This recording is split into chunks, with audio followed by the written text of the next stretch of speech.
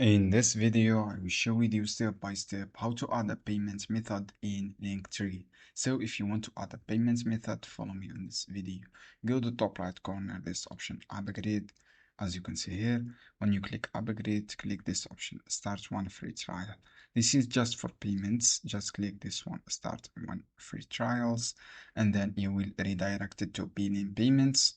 From the billing payments, as you can see here, you have the cycles, you have a payment method. From this payment method, you can add bank and you can add PayPal or credit card. In this case, if you have credit card, add your all details here. If you have PayPal, right click on PayPal here, and then you will see added PayPal. You can also add bank accounts.